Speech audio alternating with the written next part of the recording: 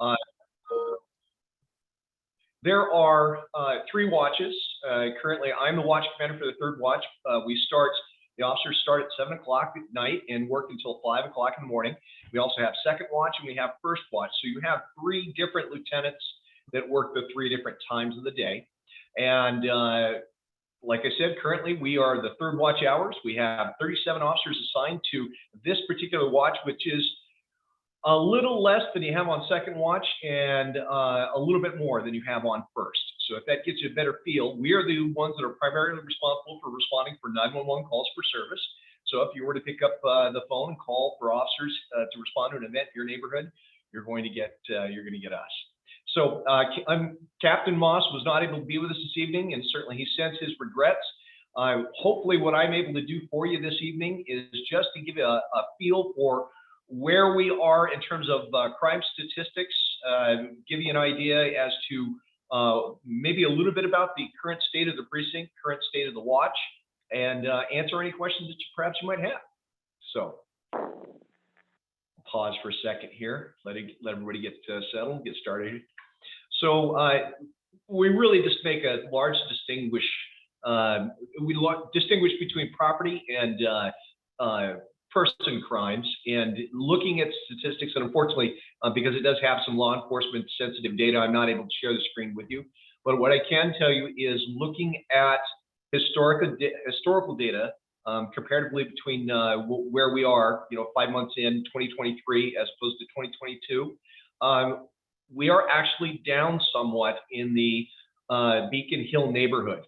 Many of you probably already know this, but within the South Precinct, we have various sectors, and the Beacon Hill area primarily is what we refer to as Robert Sector. Robert Sector is further subdivided into 3 different groups. There's Robert 1, Robert 2, and Robert 3. Again, Beacon Hill is primarily Robert 1. And so property crime and person crime in Robert 1 is actually down, in some cases, double-digit percentage. So it's certainly a good thing. Our biggest challenge currently is our staffing, and I think this is probably something similar that a lot of people are already aware of. I can tell you, when I was the watch commander previously, we had a minimum staffing of 16 officers on the weekends and 14 on the weekdays. Unfortunately, we are closer to about 8 to 10 on our staffing. And the unfortunate way that it impacts you is that it results in longer response times. We work very hard to prioritize our calls. So when I say longer response times, those would be the lower priority calls. I know how important responses to property crimes are for folks, and that is, response to burglaries in progress, response to car prowls and the like. Unfortunately, those are prioritized lower when it comes to life safety type issues, responding to assaults or robberies or the like. So if you've already been experiencing it, if you haven't, perhaps you will be. What you can expect is probably a little bit higher response times when it comes to property crimes. Let's see, what else can I well, let me pause for a second and see, based on what I've said so far, are there any questions perhaps I can answer for you, or any immediate concerns that you have in your neighborhood that I can bring to the attention of the other watches and the sector sergeants?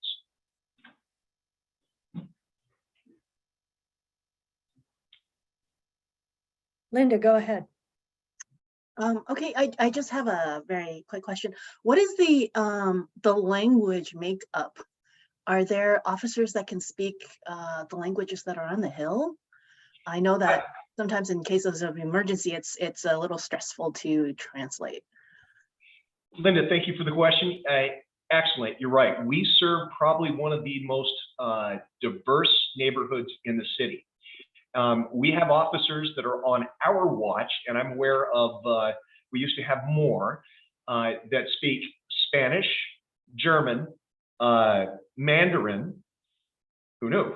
And I'm sorry, Vietnamese, Spanish, German, Mandarin, and I think there was one other. I think I'm missing. But Those are not necessarily that they're the most common languages, and certainly officers are not assigned on the basis of what language they speak. However, we're very fortunate to have people that are fluent in those languages assigned to the precinct here and able to respond. In the event we do come across somebody that we don't have somebody that speaks that language, we are able to ask precinct, or not only precinct wide, but citywide, and we've had a high degree of success in finding somebody. It's a credit to the department and the other folks that they have brought on the department, newer officers, and the fluency in multiple languages. The third of the three options is just we have the language line, and that is a little bit tedious to be passing a phone back and forth. On occasion, absent an absolute criminal justice necessity, we have used family members or neighbors. That's been an effective for us for communication. Hopefully it answers your question, Linda. Yep. Good. Thank you. Yeah, of course. I have a question. Yes. How many home burglaries have you had recently? I guess, how do you keep track of them? Annually? So it's tracked annually, and we have a internal database called CSTAT, and it allows, one of the wonderful things is it allows us to track property crimes, person crimes specific to certain categories, whether it's through the precincts, whether it's through the individual watches, whether it is through the individual sectors. So I'm looking at Robert One data right now, which primarily consists of yours, and we're showing, we are currently showing 31 burglaries since the beginning of the year. And if we're thinking about, you know, we probably have several thousand homes in that general area. Not that any number is good, but relative to what we experienced previously, it is less. So. Okay, well, that's good news. Yeah. Let's see, Linda wants to know, how representative is all the crazy crime on the Nextdoor app, especially with all the businesses getting hit? Yes. So how representative is it? I can speak on two levels. First of all, I can speak on my observations personally, and then I can speak as to what we have in terms of numbers. What happens is we'll have an event that impacts somebody, and that story gets told time and time again on Nextdoor, and it does not really reflect a real trend. What it does, and we certainly appreciate that it is incredibly impactful, not only on that person, but on their family and on that immediate community and the businesses that are there. But it doesn't generally reflect an overall trend. If there's an overall trend and it's something that we pick up on, then it's something that we have we have the resources that we're able to put on it. An example that I would give you is, and this is not directly in your neighborhood, but this is actually down in the Sam 1, Sam 2 neighborhood, which is down. We did have a homicide that occurred earlier on in the year at the teriyaki shop. I see you shaking your head, so you probably are familiar with it. And the net result was that we had a number of businesses that decided to go ahead and close their doors, and they would lock their doors during the business time. And if you were a customer, you would have to call in order to gain access to the business. And that, we had seen not so much a trend, but we had seen that happening enough that it was something that we needed to immediately address. And so at least for a period of time when staffing allowed, we were able to put officers on foot in the neighborhood and making contact with business owners to really make them feel a little bit more comfortable opening their doors. I mean, limiting your business that way, I imagine, has a tremendous economic impact.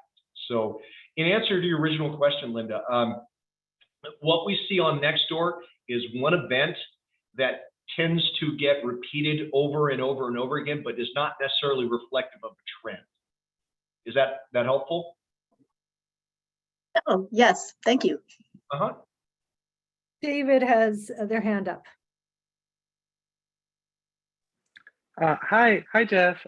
Thanks for coming David? today. Really appreciate it. Oh, my pleasure.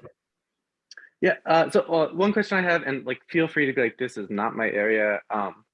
So excuse my ignorance. I was just wondering, like, do you have a sense of sort of like the scale of sort of like traffic related incidents or property damage due to traffic related things? I only ask because I think one of my neighbors sort of had a car fly into their yard the other day. So I was just curious if you had that sort of information. So I don't have anything specific to share with you, David, but what I can tell you is that I've been with the department for 30 years, and we used to have a very robust traffic unit. So we had a number of officers that were assigned to motorcycles, a number were assigned to cars. We had AM and PM enforcement. And what it allowed us to do is, we all know that we have certain roadways in our neighborhood that tend to be, people drive a little fast, 15th, Beacon, Columbian Way, all roads in your neighborhood that people are driving well above the established speed limit. What we could do at the time is we were able to send one of these motorcycle units or one of the EM or PM enforcement units there, and through a process of both education and enforcement, really kind of do a traffic calming. So David, in the answer to your question, we unfortunately don't have that resource anymore. We're primarily reliant on the sector officers to, in their time that they're not responding to 911 calls for service, to be able to take on those additional responsibilities. So I can tell you, just in driving around the neighborhoods, I have seen an increase in, let's say a decrease in appropriate driving behavior. And it's something that, as it happens, we're able to intervene and impact. But so much of this, we realize, happens absent us being there. So We have Thanks a time lot. Thank you. We have time for one more question, and that's from Kalia. Yep, thanks. Yeah, so my question is, I'm wondering if you have any stats or if you could share with us what crime issues are specific to Beacon Hill that's a little bit more prominent here than other areas of Seattle, and whether there's anything that we can do to remedy it. I don't know what it is, but that would be interesting to hear. thank you, Clea. So frankly, when we're comparing just your neighborhood to others, it's a relatively safe neighborhood. And when I say safe, is really a matter of perspective and how you feel in your particular neighborhood. Is it walkable? Do you feel like you're in danger when you're there? Are there traffic safety issues? Are there lighting issues and the like? I can tell you statistically, with the numbers that I'm looking at, you have a safe neighborhood. You really do. The greatest concerns, if we're taking our numbers just specifically from statistics, are property crimes. It is burglaries, car theft, and car problems. And how do we deal with that? Well, this is a huge start. As I'm looking at all the faces here, you have a number of people that are genuinely interested in their community.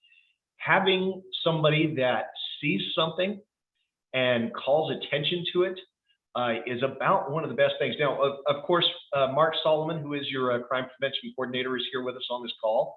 And he is very, very well versed in providing some recommendations on what we can do.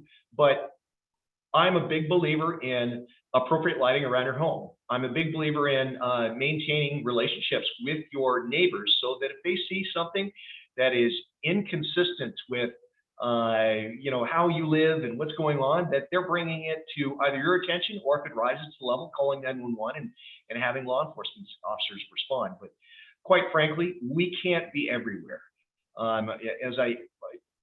Much to our chagrin, as I mentioned, we have a bit of a staffing issue. And if you think about 8 to 10 officers being deployed between the city limits to the south, I-90, all the way from West Seattle, all the way to Lake Washington, that's pretty sparse. It gets pretty sparse pretty quick. So if we can't have those eyes out there, certainly we're in cars and we're driving around, but we're going to 911 calls. The people with the best eyes, the people that are picking up on this, are you and your neighbors. So my number one recommendation is always get to know your neighbors. If you haven't, and I know a lot of people have been in the neighborhood for a long period of time, if you're new to the neighborhood, or even if you've been around for a while, go knock on the doors and introduce yourselves, and please just simply say, hey, let's take care of one another. And that might be a bit of an oversimplification, but bluntly, that is probably the best. Mark, did you want to weigh in? Yeah, what he said. And just for full transparency, Lieutenant Gohagan and I have worked together for years. He's been on 30 years, I've been on 33. We've done trainings together in various community settings. And I can tell you, he's one hell of a lieutenant and one hell of a cop. In terms of, the neighborhood safety issues, again, really right on point is neighbors supporting neighbors, getting to know each other, supporting each other, watching out for each other, being willing to make that phone call. In my capacity as the crime prevention coordinator, I can help facilitate some of that. So outside of my role being on the Beacon Hill Council, don't hesitate to reach out to me in my professional role as well. And in that regard, I will put my contact information in the chat if any of you would like to follow up, afterwards. Thank you, Mark. And I promise this is the last question from Linda. Are catalytic converter thefts down? So I don't have the specific thefts or specific stats because it does not lay out when we have theft from vehicle or motor vehicle prowl. We don't call out what's been taken from the car. I can tell you anecdotally, it is down some. And I think some of you perhaps might be aware of the fact that there has been some pressure at a legislative level to try and push back on some of the manufacturers with the intent and hopes of being able to reduce some of the thefts. But I can tell you the incentive is still out there because the metals that are contained within the catalytic converters. And so with that incentive being there, we're still going to have those thefts. This is, as both Mark and I have spoken about, this is something that you can help us with. For those that don't know, it's a very quick means by which to steal. What you're going to see is you'll see somebody with a reciprocating saw or a hacksaw, and they drive up fairly quickly. They will shimmy underneath the car. They will cut the pipe. And generally there's a U-bolt that also holds it in, so they might be underneath there. And it is a process that takes 5 or 10 minutes at the absolute max. It's a very, very quick thing. And then they're off in the car and they're off to the next one. What they're doing is they're opening up these catalytic converters, removing the rare metals from inside, and then selling them. So there is also an opportunity for incentivizing the people that are purchasing the scrap metals to be a little more scrutinizing where the metals are coming from. So that's just a suggestion. It's something to think about. But in answer to your question, Linda, anecdotally, it appears to be the case. What part of what is happening is that, and I can speak for at least for one of the businesses down in the flatlands, unfortunately, they've been hit so many times. There was a time where they were able to leave their delivery fleet outside, unsecured, not unsecured, but without a chain link fence around it. Now they have chain link fence, they have cameras, they have motion alarms, and that's the sort of step that unfortunately is actually having an impact on the number of thefts. So. Well, thank you so much, Lieutenant Jeff, for joining us today. We really appreciate the information, and we hope you can join next month as well. I'm also leaving my my email in the chat, and please, if you have some concerns, whether it's getting it to Mark or whether it's getting to me, again, I'm the third watch commander from 7 o'clock till 4 in the morning. One of the two of us can route it to the appropriate person. And thank you for the interest in your community, and thank you for being here. Thank you. Good night. Good night.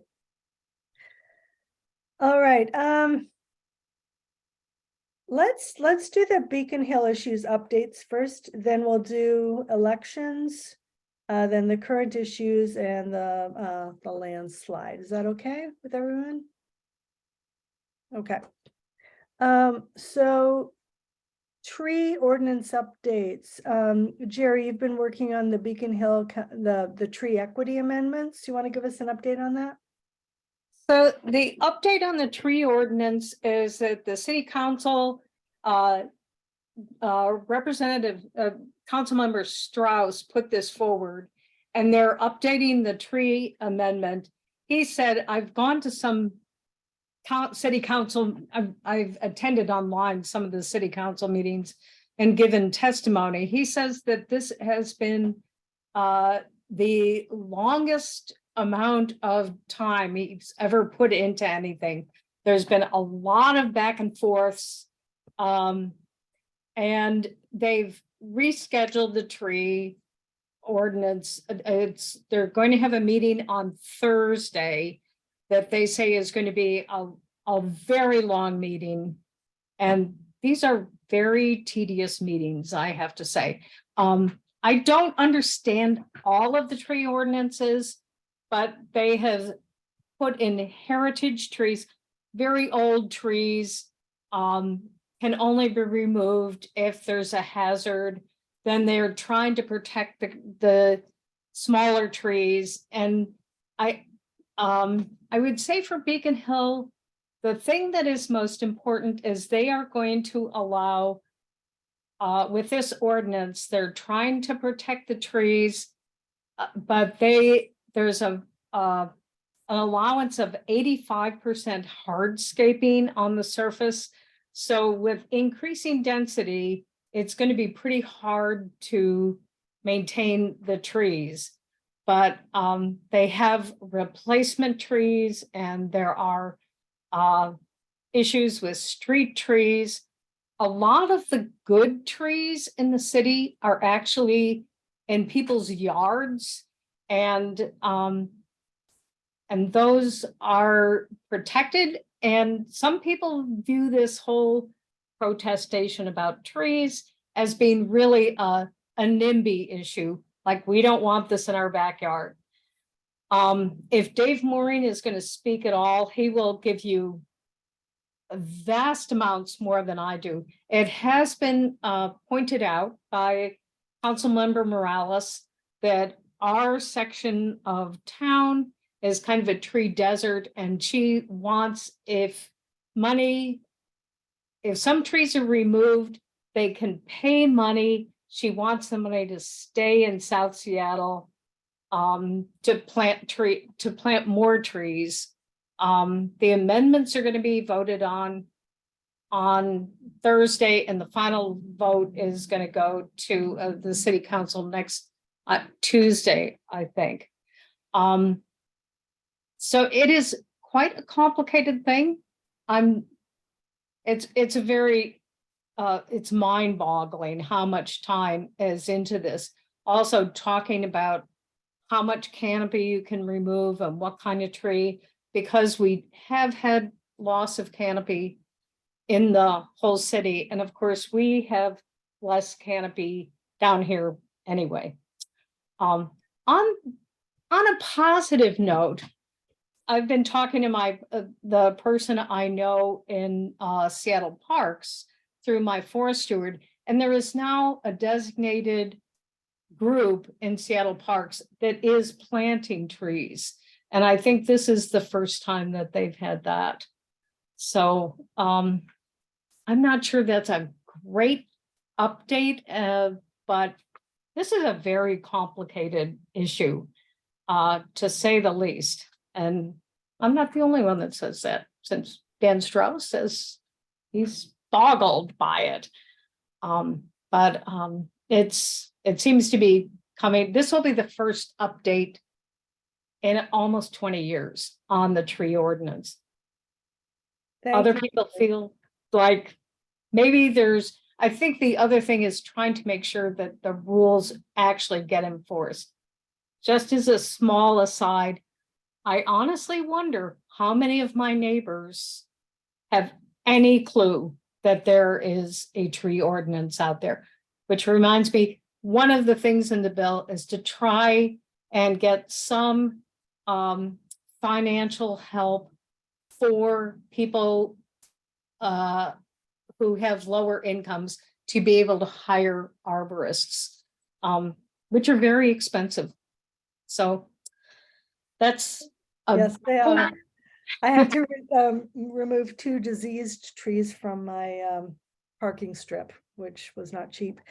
So thanks, Jerry. And for those of you who are like new to the neighborhood or new to this meeting, we need a lot of trees on Beacon Hill because first of all, we're under the flight path. So the trees help to diffuse the noise from the planes. The other thing is they just clean the air, and we have more pollution than other neighborhoods because we're right by I-90 and I-5 and under the plains. So thank you, Jerry. That was a good summary. David, is David Moring here?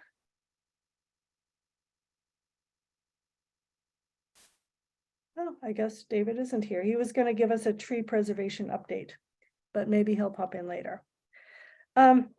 Washington Energy Assistant and Heat Pumps is next. And Maria texted me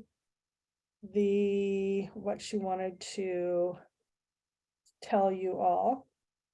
So the House budget included 115 million this year. Our state House budget included 115 million to fund a statewide heat pump program, with 46 million for weatherization upgrades for low-income households. And Maria, I'm just reading what she said. Maria said Beacon Hill Council and El Centro led the effort to amend the laws that fund the heat pumps and energy assistance to include what's important for our frontline folks of color and low-income community outreach, to learn about these funding opportunities, access them, and get electrical upgrade assistance to convert to clean energy for the health of our families and the community and the health of the planet. So we will be sending you more information about qualifying and getting your hands on like heat pumps and weatherization upgrades if you need that for your home. Any questions about that?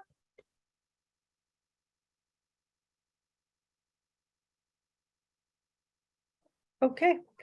I'm just looking in the chat. Oh, a nice intro to street trees, and thanks to Jerry. Okay, great. All right, we're going to move on real quick to our elections. So Beacon Hill Council has a board, and every 2 years we re-elect folks or elect new folks. So we have a few people who are re-electing: Mark and Megan and Amy, and we're electing for the first time Adam Vance. So I'm going to ask each of you to first of all, give your background. Tell us why you want to run, and tell us one thing that you want to accomplish in your term. So let's start with Adam. The curse of being an A name going first all the time. It's rough. Hello, everybody. My name is Adam Vance. I grew up in the Seattle area, but have been in Seattle since 2009. I went to the University of Washington and studied political science and got my master's in public administration. I currently work for Orca, so not Sound Transit, so don't yell at me about the elevators. I know it's a problem, but I work for Orca. I have a strong passion for public policy and community improvement. And I'm just really excited to be here in Beacon Hill and have this opportunity to work with the council to solve neighborhood problems. Thanks, Adam. Mark, why don't you go next?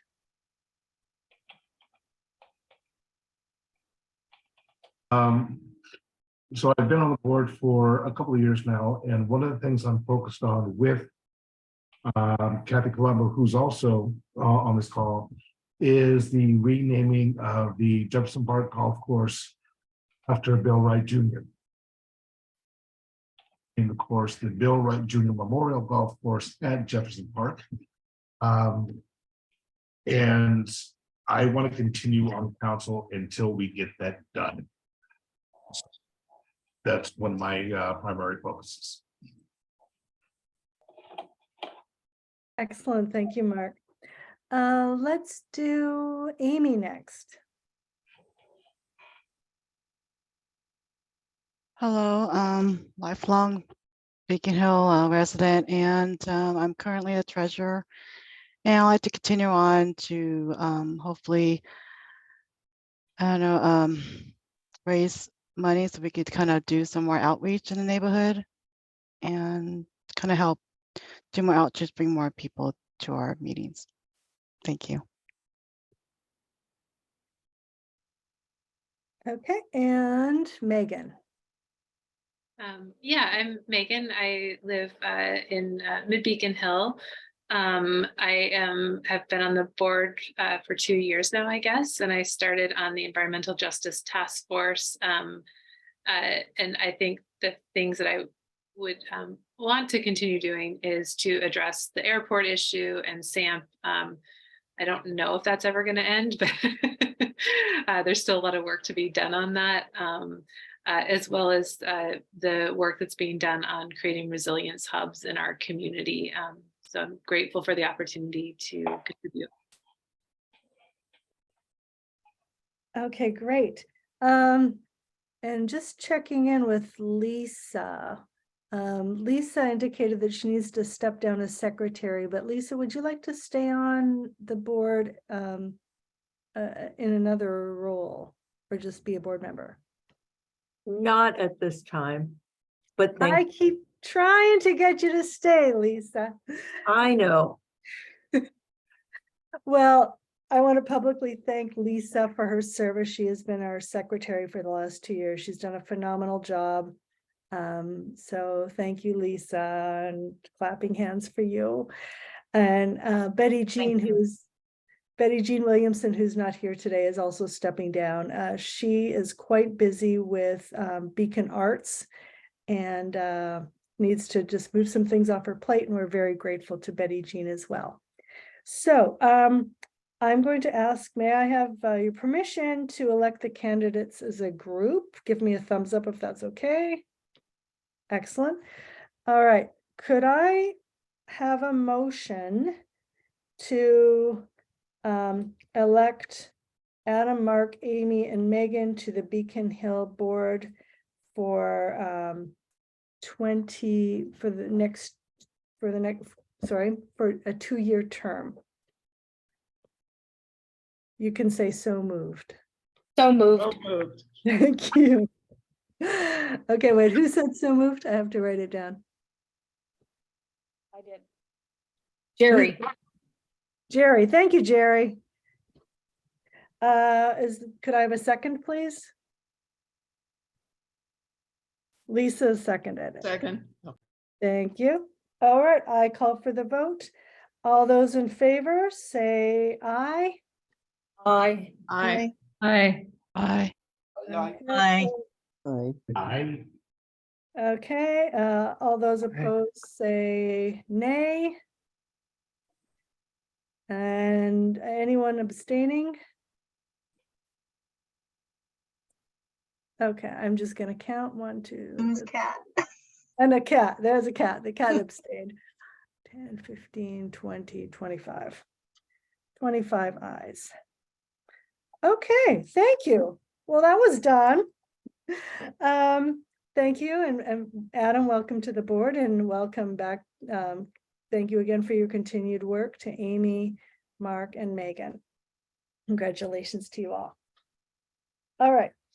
Next thing on the list is current issues. The North Bike Trail and Parking Update. D, will you be able to speak to that?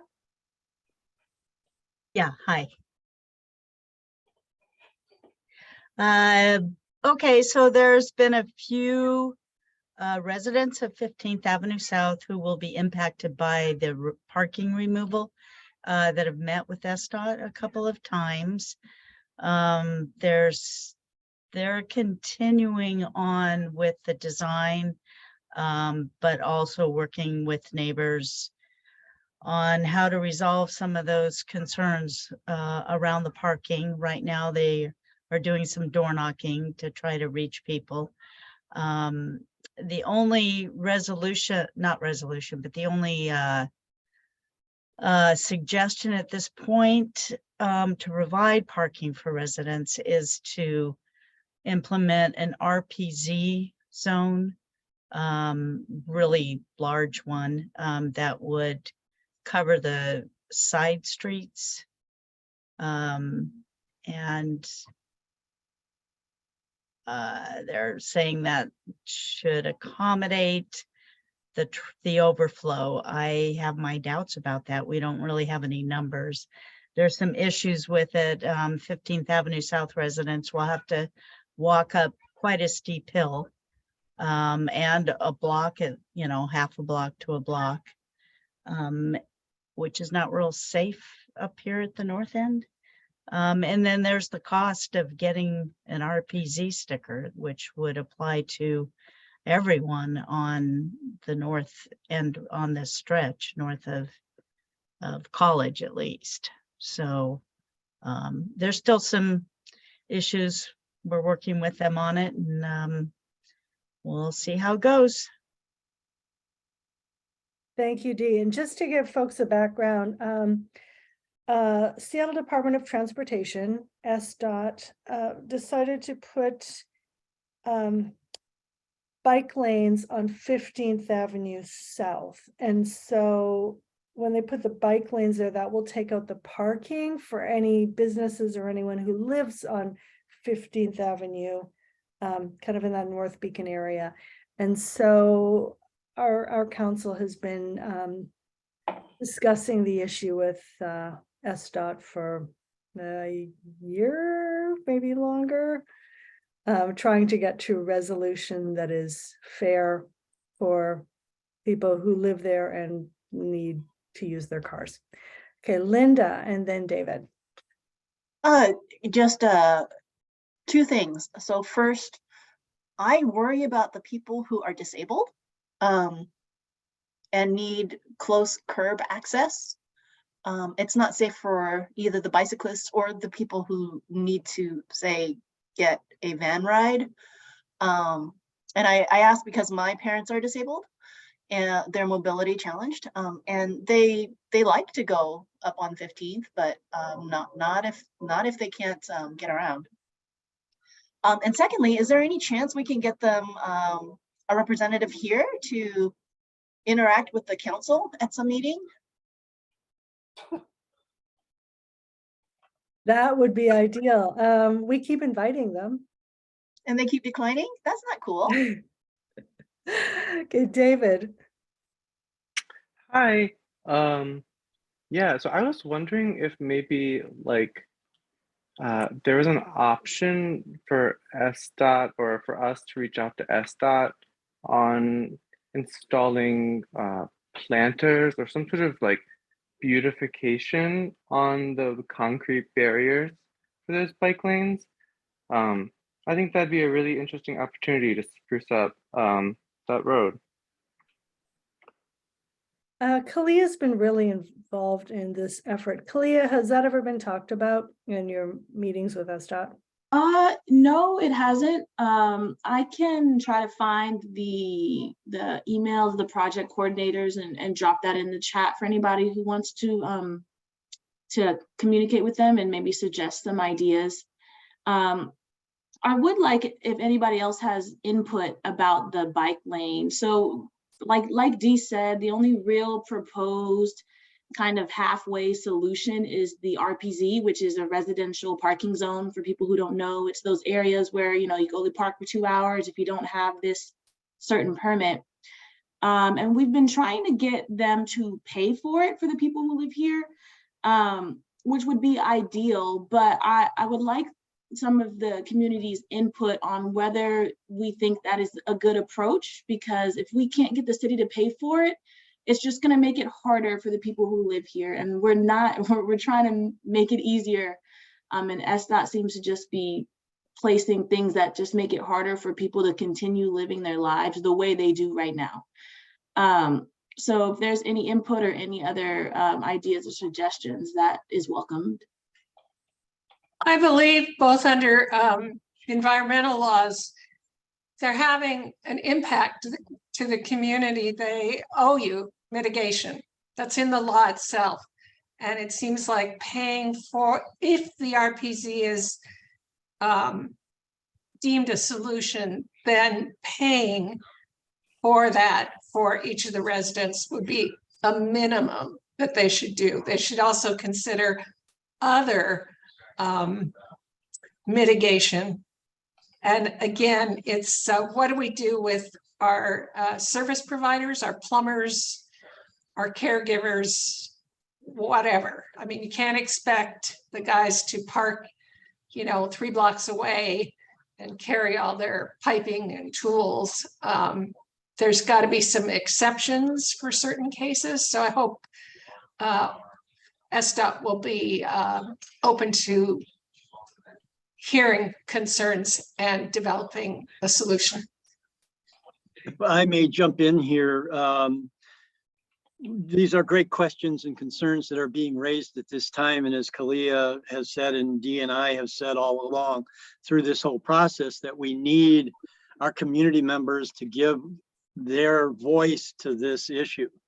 And the best opportunity at this point, and just to back up for a second, these are all questions and concerns that have been raised by the 15th Avenue Community Connections Group directly to SDOT to address. And to this point, we haven't gotten any solid or concrete answers from them. It's been an ongoing process of, we're looking into it, we'll get back to you later. And of course, they keep going forward in this process without addressing those questions and coming up with answers to those questions and alternatives to accommodate those that are being greatly impacted by the loss of parking. What I'd like for everyone here to know and understand is on the 10th of May, SDOT will be rolling out the 30% design plans for this in a Zoom meeting that anyone can attend, but you'll have to go onto their website to get the link on that date and information about this meeting. And this would be a great opportunity for those that have those specific concerns that you've aired here, hopefully during a Q&A after they've done their rollout, that you'll be able to ask. Thank you, Peter.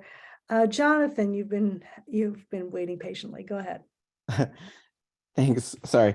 I was curious about two things that came up in all of that conversation. First, was just wanted to say that I do think that the RPZ plan does make sense. I think that could definitely have conversations about if SDOT can provide compensation for those who need it, or if there's anything like that.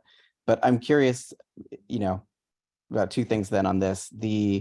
As someone who lives in the North Beacon Hill side and occasionally drives, but also uses alternative modes of transportation for my time up here.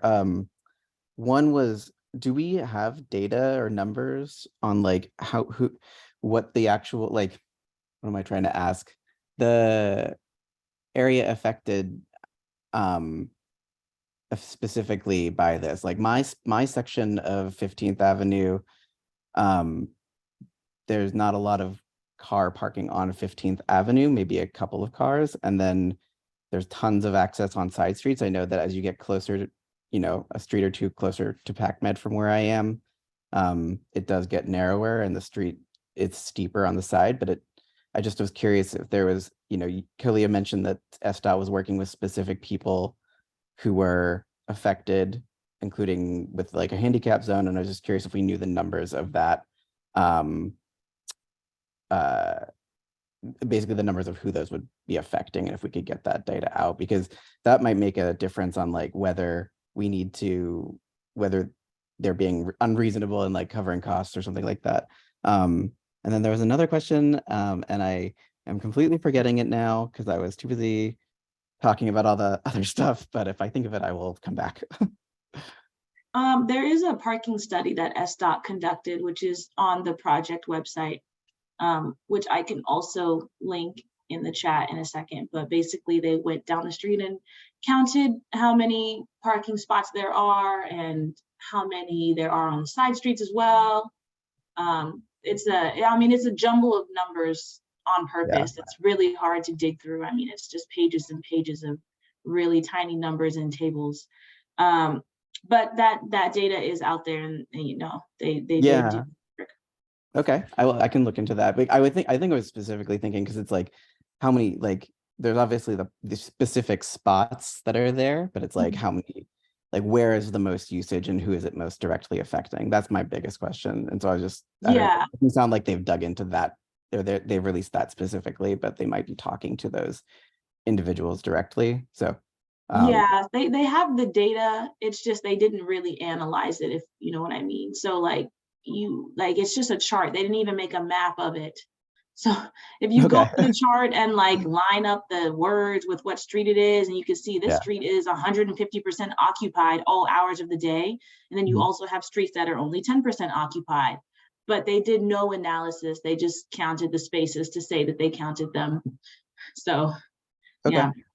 Well, yeah, I'd love to look at that and see what that is, because that definitely would affect the suggestions that I would offer too.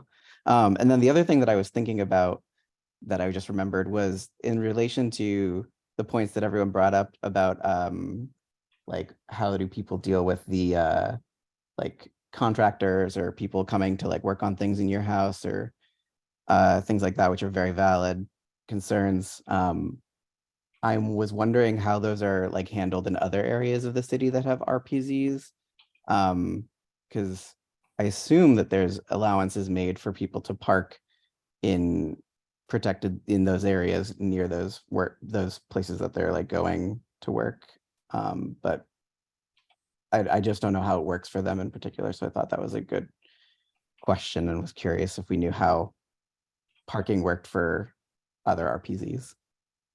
Jonathan, if I may, in regards to that question, it's not the RPZs that are affecting the parking, it's the bike lane itself. The bike lane will be going on both sides of 15th Avenue, north and south, with what's called a protected bike lane. It's not going to be the standing plastic bollards that you see in other areas. It's going to be a curb. And that curb is what is going to prevent deliveries, access, pickup for those that need travel. These are questions that we've asked SDOT time and time again on how to deal with it. And again, we just haven't gotten any real definitive answers to it. So we need more voices to really ask these same questions to drive home the point that there is some negative impacts that haven't really been assessed. Yeah, so that makes sense. I think though my question's more about like it's like those protected bike lanes, while there's not as many of them as there are just the plastic bollards, there's also a lot of other places that have the protected streets, and I'm just like they have solutions for those areas. So I'm just like, why? Or there's a solution for people who live in those areas that allow still for people to get contractors to come and work in those houses, and then also people who, like myself, use mixed modes to either bike safely on the weekends or something like that, or to work. And just want to, was thinking about it in terms of like, what solutions do they have for those other neighborhoods, and why is that not necessarily something that could work for that section? I think that's a really good question. I think just to kind of highlight like what Peter said, and in response to what you're saying, like the ironic thing about this whole scenario is that SDOT they have not done the work. That is their job, right? Their job is to look at how they're doing things elsewhere in the city and try to help us as residents. Yet instead, we are here advocating. We're asking them to find the solutions, but at the end of the day, we're not Department of Transportation employees. We don't know what the possible solutions are. We don't know what other ideas they might have implemented in other places of the city. We're just citizens, people who live here, and we are begging them every week to come up with a solution. So ironically, not only do we not have the answers, but they don't have the answers either. And that's part of the problem. And that's part of why we need more voices to push them on this.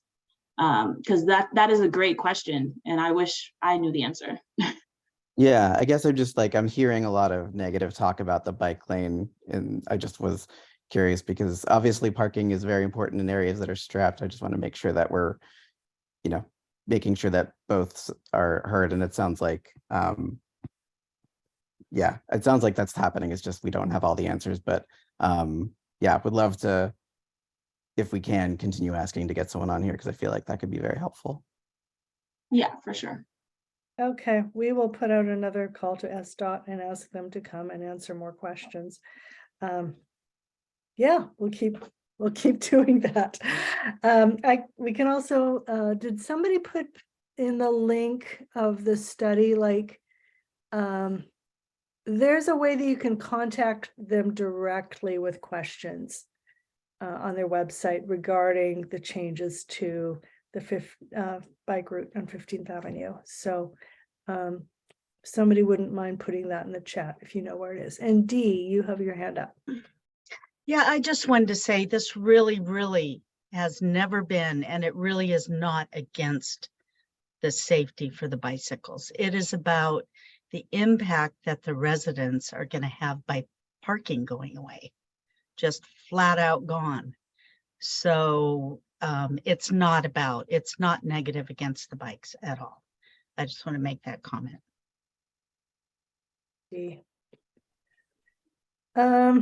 Anything else? Mr. Clifford? Yeah, I've been dealing with SDOT and this bike thing, even though I'm a South Beacon resident, but I've been dealing with them for, I don't know, maybe 3 years now. And my experience is that they're good listeners, but they're not good practitioners when it comes to doing what they say they're going to do. And also, they're not, I really question these survey amounts, that the number of people that they say they have talked to. I really have some questions with that. And I've gone to a couple of those meetings, and as Jerry knows, once I let my voice be heard, next thing I know, I was accused of threatening them. And yeah, like I'm an angry black man, and you go up negative against them, and they next thing you know, you get that tossed in your face. So in my experience is that they're not very good at following through on anything that the residents want to do. All they are concerned about is implementing this bike lane. And the residents who have to lose their parking on 15th in front of their spaces and park a block or 2 blocks away, I got some real concerns about that. They don't, I do. Thank you, Cliff. We're going to wrap this up. Jerry, do you have one more comment? And then we're My going to. one comment, I agree with Dee. I mean, as a driver, I'm always afraid of the bike lanes. I think one of the problems with this is it wasn't until about 1.5 to 2 years into this process that we heard about how many parking spots were going to go away.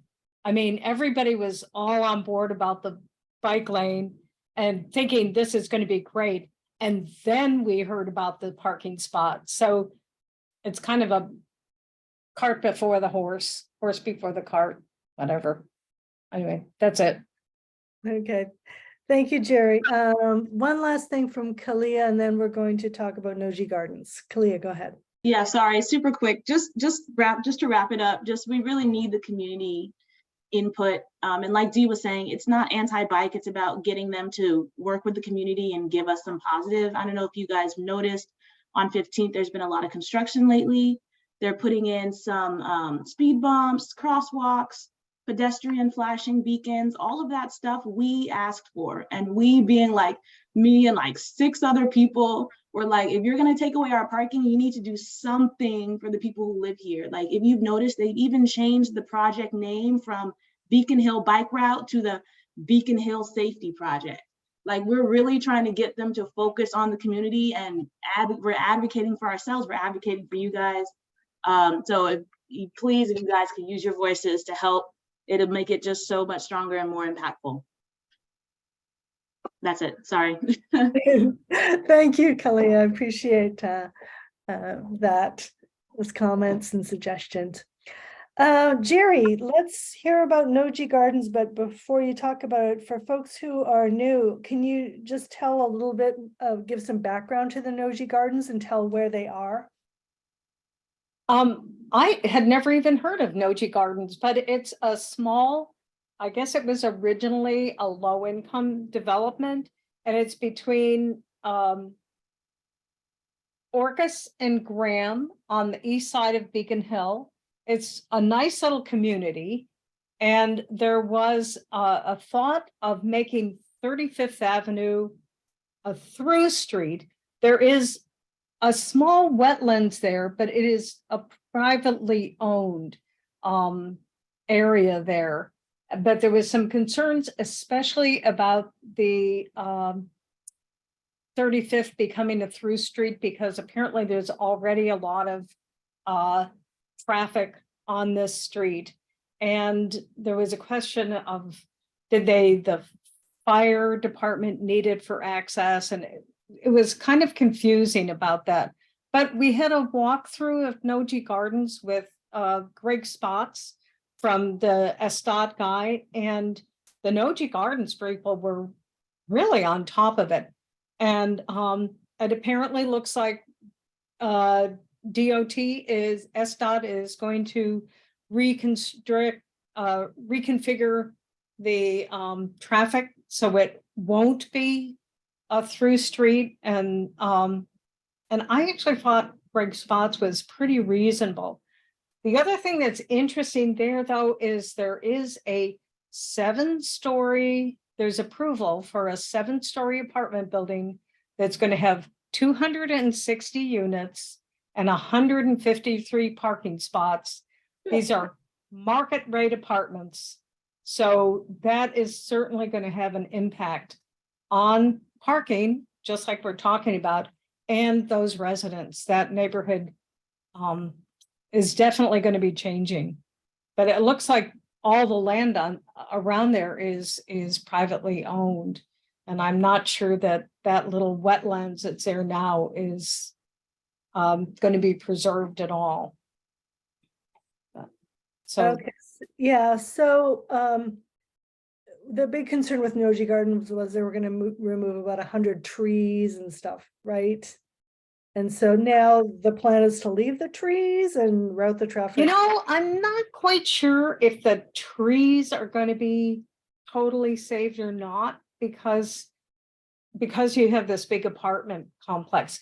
But for also the big issue for the Noji Gardens people that live there, it seemed like that the traffic and the street cut through was really a big issue.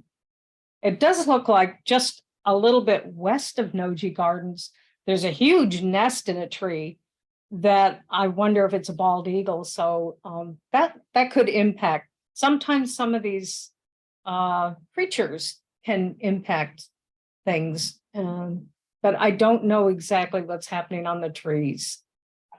Okay, well, thank you for the update, Jerry. And next on our agenda, Megan and Abby are going to tell us about the 12th Avenue landslide.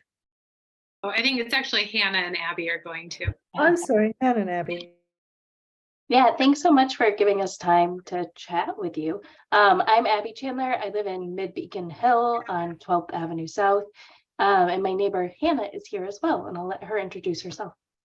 Sure. Hi, everyone. My name is Hannah Locke. As Abby said, we're on 12th and Dakota, and the house that I'm in, actually, I grew up in, so been in my family for 30 years, so really connected to the street. And I'm also parents to two kiddos, 5 and 2, which I think are relevant as we share some of the safety concerns that we have.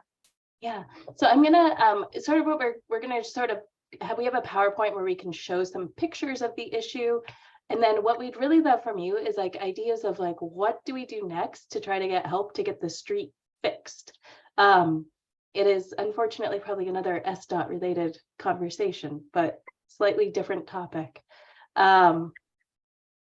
Okay, you should be able to share. Okay, let me see if I can make this PowerPoint. So this is sort of a view of the street, and it's our understanding that because the landslide is happening on the street, that the city is responsible for maintaining the street, and is responsible for fixing it. This is sort of the part of Beacon Hill that we're talking about. So mid Beacon Hill, kind of just west of Jefferson Park. We're on the 12th Avenue South, which is a dead end. You've probably had prior conversations about sort of the undeveloped land right here, which is, I believe, still currently privately owned, and periodically there's conversations about developing it. And I know there's long been concerns about the hillside right here, but really it's sort of, from our perspective, the conversation sort of shifted once the road started being impacted. So on January 18th, 2022, the road started to erode. And so previously it was sort of just on the private property. So here's just some comparison pictures. So this is like a Google Maps picture from July 2019. You can sort of see it's regular road. Right where the sort of Google Maps arrow is right where the landslide is. I'm also just going to quickly point out that you can't really see it, but there's this little berm here along the side that SDOT had put in. Hannah, you might know better than I do when they put that in to try to keep water away from that edge. Yeah, I think it was maybe like 2016. So the issue over time, it's not a new issue. This where the slide is was probably about 10 to 15 feet out, like originally. So it's been slowly over time, but more rapidly, as you can see, obviously. Yeah. And so in January, the scale of this picture is not very good, but the hole wasn't that big. But you can see that the guardrail post is sort of hanging in air. And I think we contacted SDOT a few times, and I don't think they were really concerned until we started sort of saying that we were worried about like our kids falling down the hole. And then they put up these concrete barriers, which you can sort of see in this picture on the right-hand side. And so they put up the barricades in the spring of 2022. And the interesting thing about that is that the barricades now like prevent that berm from working, and they also sort of trap water behind them. But I guess in theory, they prevent people from falling down or cars from parking right there. But they're pretty easy to climb over. So in December of 2022, it's got significantly worse. So this is like a adult person for scale. You can sort of see the hole is getting much worse. And then things started to get much worse continually in December, and SDOT was concerned enough that they came back and they put down all of this plastic, and it's like a huge amount of plastic that they've sandbagged and put on here. And then sort of like this is the view of the street, which it never looks great. And I've got to say, whenever anyone comes, they're always just like, your street, like it's concerning enough that every person who comes to visit is like, wow, like that does not look okay. And then this is sort of, I took this picture probably a week or so there's my son, so you can sort of see for scale that it's a big swath of land. And then this is a picture looking up. You can see this from like the West Seattle Bridge. This is sort of the interstate. So you can sort of see all of the plastic hanging down. So it's right above I-5, which one would also think would be concerning, that you wouldn't really want a landslide going down. I guess potentially like I-5 is a little bit raised right there, but still you'd think that that would be a concern from like a infrastructure standpoint. So what we've done so far is we've contacted a handful of people at the city. We've also contacted community outreach people from Councilmember Morales. And, everyone's been really responsive and sort of like, oh yeah, that's very much a concern. But like consistently, the message is that we don't have money to fix this. we also sort of get the feeling that they're like, it's a dead end. There's not a lot of people. So there's not a lot of like impetus to like actually fix it. So here's just a couple of shared communications. This is the most recent one, where they said they're going to install a berm, but they've already done that. And I don't know how they would direct that with like the concrete barriers, and that they won't provide a more permanent solution.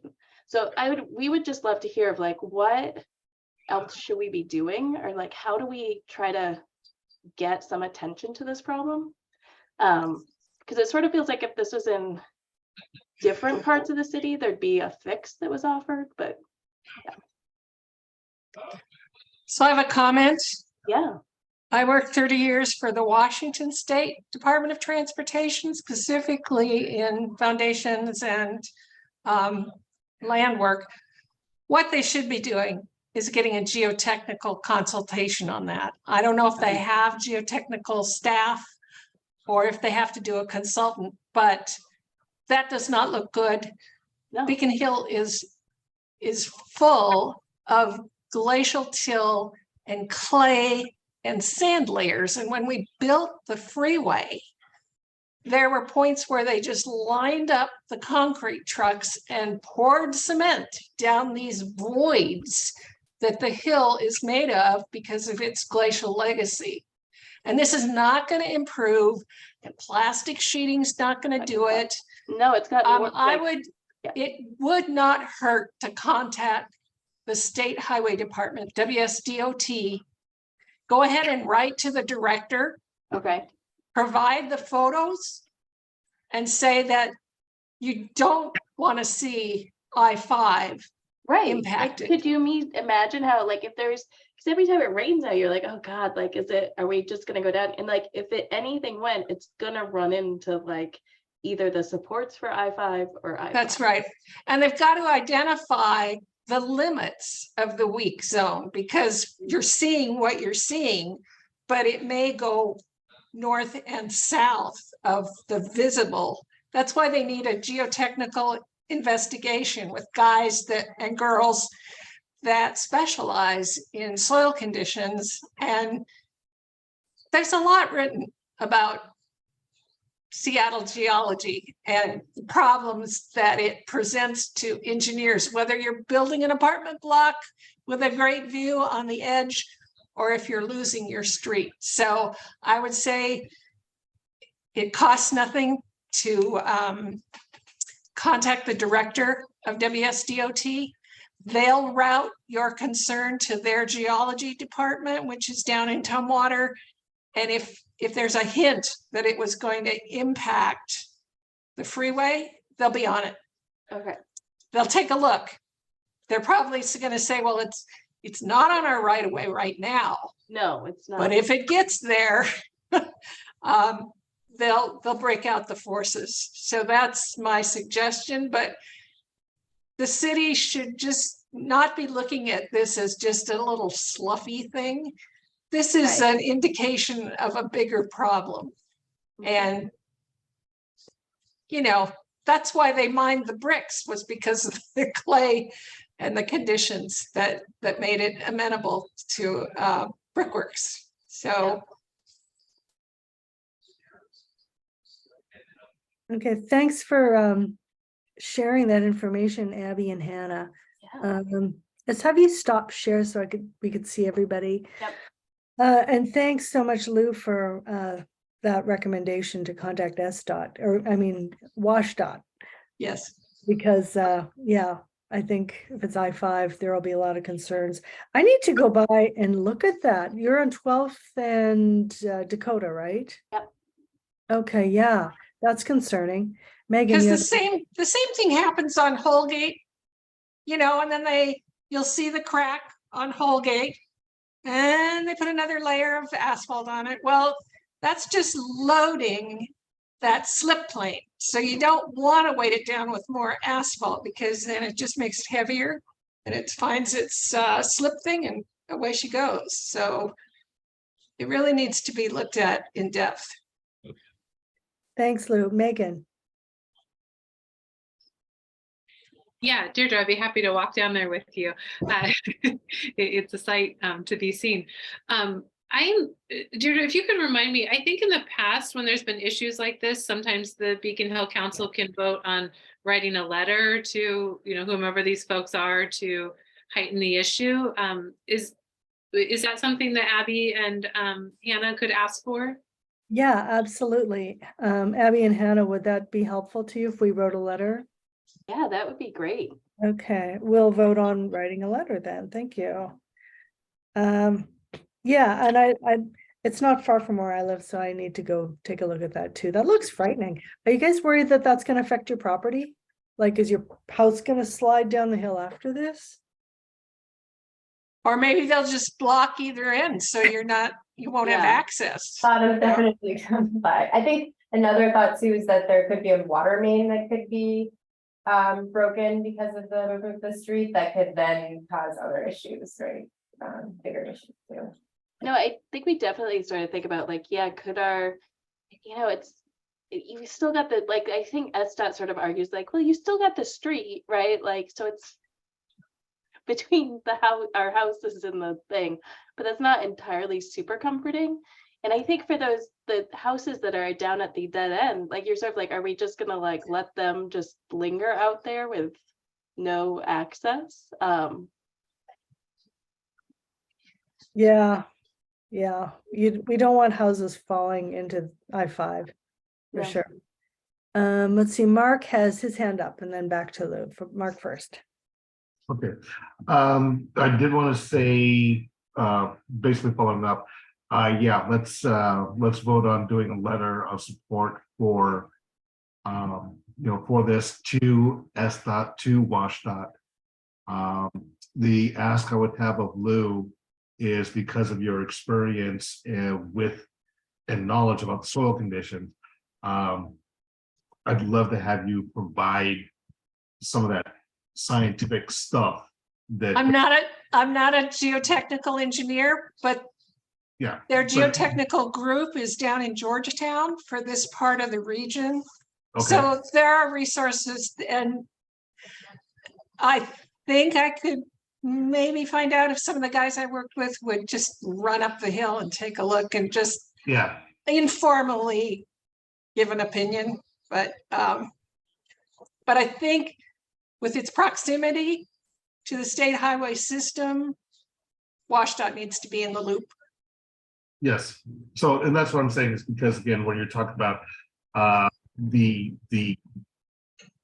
nature of the soil conditions, which is why we have this kind of thing happening, the necessity to involve a geotech engineer as opposed to the civil engineer that's been responding back to Abby and Hannah, I think. Right. Right. Well, and the solution will have to be engineered. It's not like Correct. you're just going to dump some. You're not just going to leave the Jersey barriers up there and. No, you're gonna have that's not a permanent solution. You know, or something. Yeah. And plastic deteriorates in the sun, so that stuff's not good long term. So no, it's going to have to be engineered. Yes. The other thing I was going to mention is that wearing my SPD hat, I facilitate a interagency meeting with various agencies, including Department of Transportation, Public Utilities, construction and inspections. I can bring this issue up to the SDOT contacts I have, saying, yo guys, this is an issue, right? As I like to say sometimes, is I know a guy, I've talked to the guy, right? In this case, it's true. I know a guy, so I'm going to talk to him and bring this up as a concern.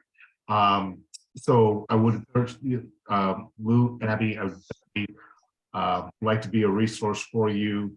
Well, Abby and Hannah, I want to be a resource for you. Lou, I would welcome your assistance in this.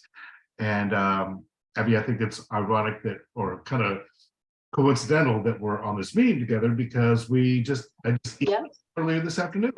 We did, yeah. I was also going to say, so we actually have lovely sunsets, so people can come look at the sunset and look at the landslide. But people come and park their cars there often to like sort of watch the sunsets or whatever. I don't know. they're great, but you're also worried about the safety, right? Like of like, who's like, somebody could just fall down there so easily, which I would also think would be a concern for SDOT or for somebody else, of people like getting out of their cars and just like literally falling down the, it's a pretty big fall, like if somebody were to fall down, so. Well, that picture you had from the west looking toward all the plastic, that should scare the heck out of an engineer. And residents, so yeah, sure, and share that.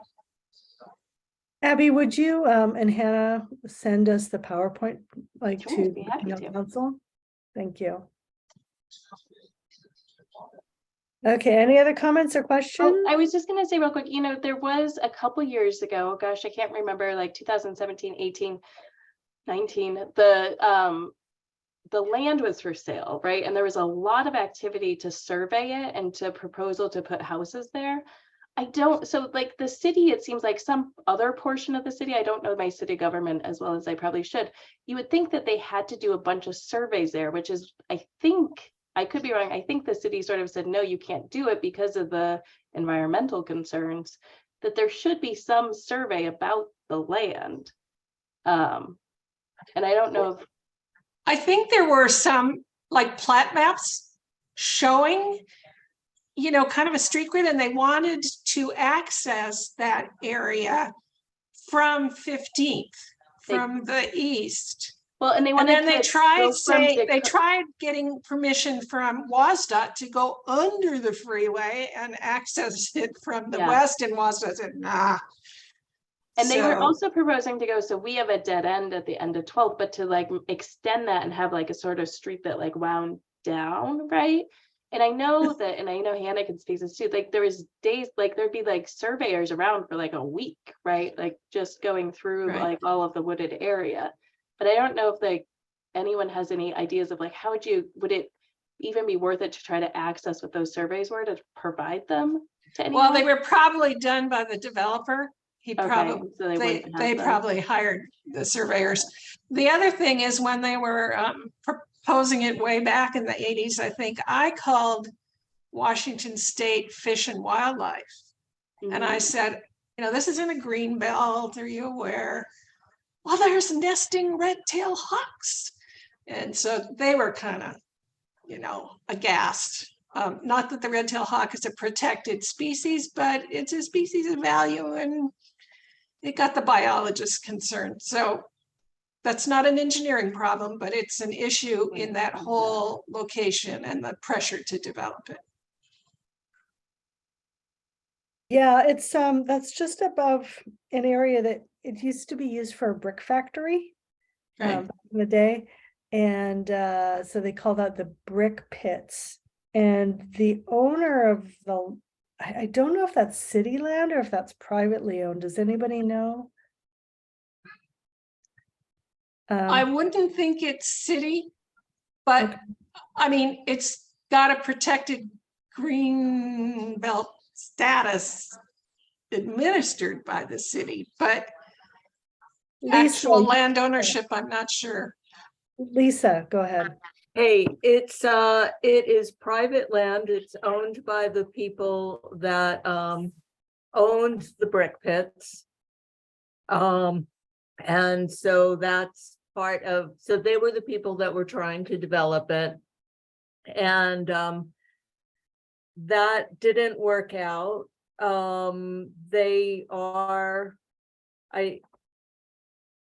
There's some talk about the city buying it through parks, but that's still very much up in the air. And so that's where that is. And then I also said that there was a surveyor that had come out when they were trying to develop it back in 2019, who took a bunch of pictures. And then after that, the developer changed what they were trying to do. Well, if we're trying to save trees, there's a heck of a lot of them on that slope. So we can advocate for that too. Yeah. Yeah, that was one of the reasons before the last landslide, the interest in that area was in part because there were so many trees there that if they got developed would be taken out. Well, Well, thank you. keep us informed. Yeah, thank you, Abby and Hannah, and we will vote on writing a letter to support you, and we'll be in touch with you to get more details. And Lou will be in touch with you to just get the right terms we need to advocate for this. Well, thank And you all I'll- so much for giving us Okay. time to talk. Thank you. That sort of wraps up our meeting for today. Are there any other community announcements? Anything? Yes, I have something. So coming up on the 13th of May will be the first season of the Beacon Arts Street Fair on the Festival Street, right by the just north of the light rail station and outside the station coffee house. That same day, from starting at 10 o'clock, is the garden share. So that runs from 10 to 4. The street fair runs from 11 till 4 or 5 and includes booths and music, maybe dancing. Anyway, it's the kickoff to the street fair season. So please come by. And yeah. Can you say the date again, please? It's Saturday, May 13th. May 13th, thank you. So garden share at 10, street fair starts at 11. And most of the vendors are local Beacon Hill people. So your chance to support local artists. Excellent, thank you, Lou. We'll be there. Any other announcements? Okay, well, that concludes our meeting for today. Join us next month, first Tuesday. I think that falls on June 6th. So we'll see you then. And for Beacon Hill board members, please stay. Thank you.